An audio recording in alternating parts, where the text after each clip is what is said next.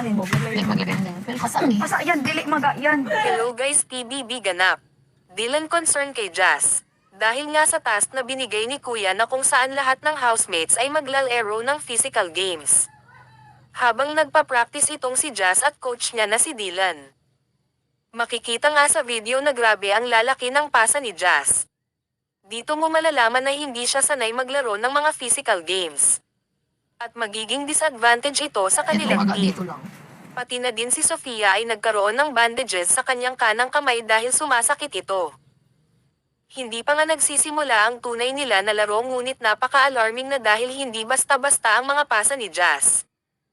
At pansin din ito ng ibang housemates na ang pasa ni Jazz ay maaring naging dahilan para matalo o hindi siya makasali sa task dahil baka ma-infection ito.